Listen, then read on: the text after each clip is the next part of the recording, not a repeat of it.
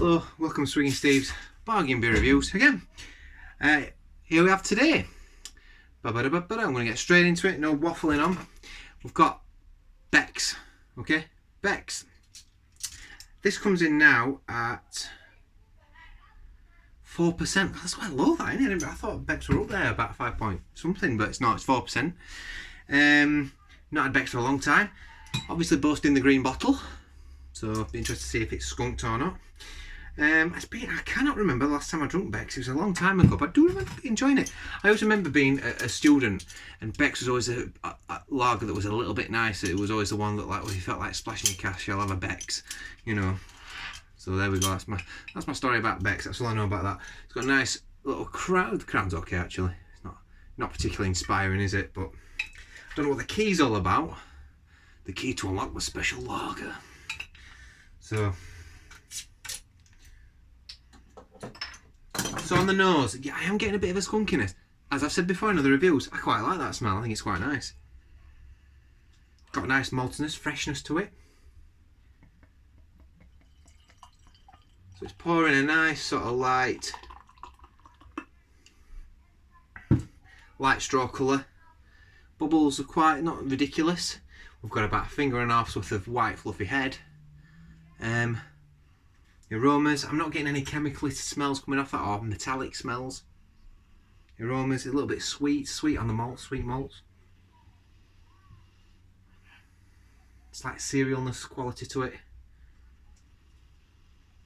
It smells pleasant enough. Let's get in there.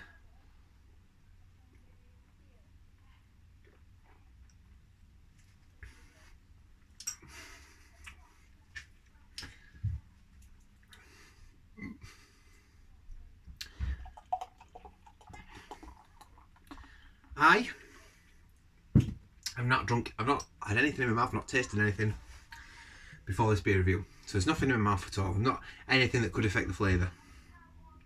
What I'm getting from that is not a lot. What I'm not getting is a chemical-y flavour. I'm not getting the metallic notes. I'm not getting this syrupiness that you get, this cardboard quality that you get from a lot of lagers. It actually tastes, there's not a lot coming from it, but it's pleasant enough. It's fresh, it's crisp. I don't think all lagers are crisp. Didn't think the Effies were particularly crisp. It had this almost like a cheap real ale taste to it, you know. But this tastes like a crisp lager.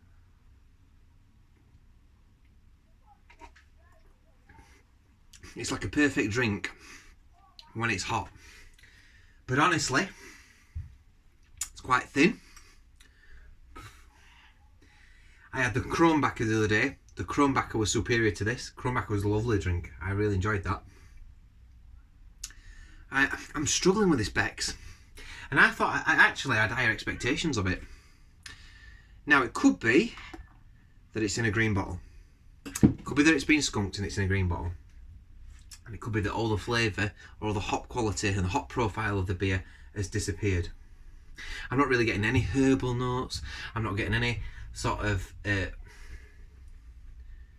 little sort of sometimes you get like little salty notes on like Pilsnery lagers. I'm not getting any, almost like salad leaves and that sort of thing.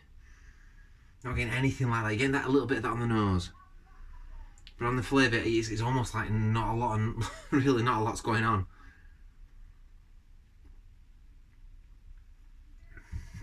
It's for £1.50 for 650ml. So you're getting your money's worth in the volume. Would I buy this again for £1.50? Yeah, I probably would actually. If I'm honest, I would, because it is refreshing. It does hit the spot, but it's just not a lot of flavour. So I guess it's an okay beer. It's okay. It's going to be a 6 point something this. I can't give it much more than that because there's just not a lot going on. You know. Let's have a few more drinks.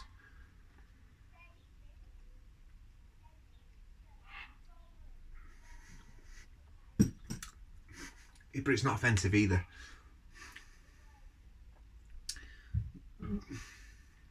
Brewed in accordance with the German purity law. So there we go.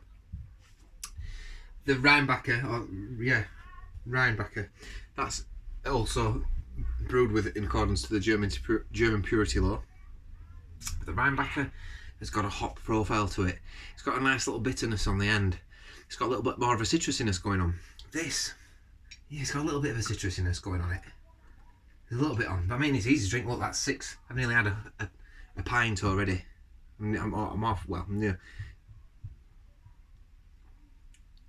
halfway down the last half of the pint of it. So I've nearly drunk it. Like, got a quarter of a pint left.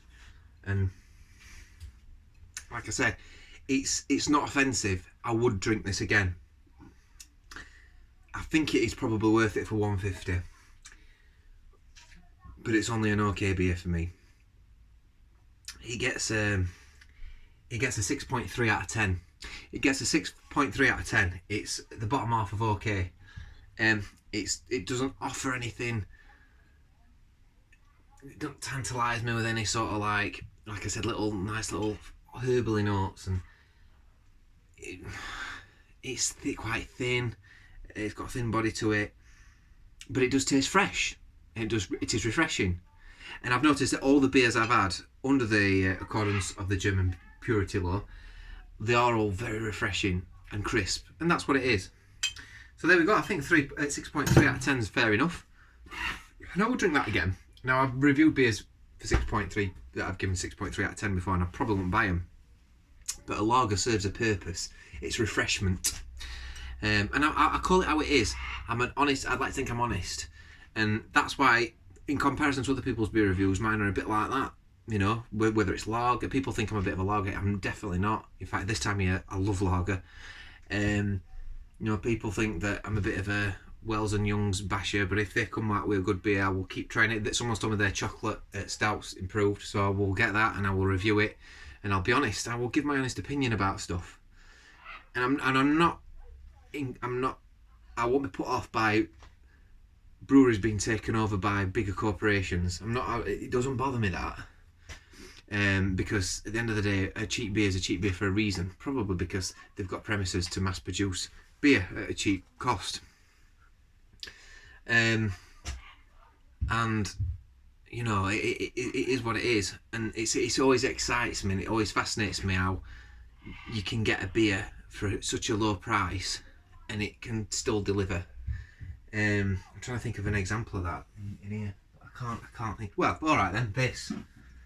These are still an independent Northern Brewing.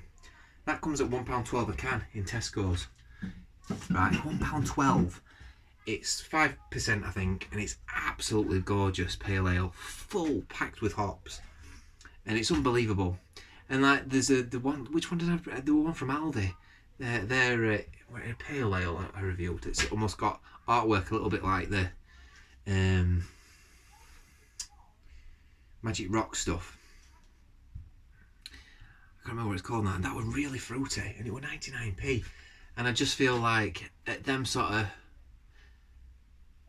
price, the margins they've got to produce beer, and I think they do a cracking job more often than not. I've got this actually. It's an American IPA, Harper's Brewing. Be interested to see what that's like. That came in at £1.09p, I think. And that has that replaced Wild Bill's IPA? You know, I don't know, because they've got this new sort of corporate image now, all the Aldi beers. So anyway, I digress. Yeah, it's all right, but there's just no like lingering flavour. There's nothing lingers with this beer. You don't get this like nice lingering, almost dryness. Sometimes you get. It just ends and that's it. And you have another swag and you think, yeah, we'll have another one.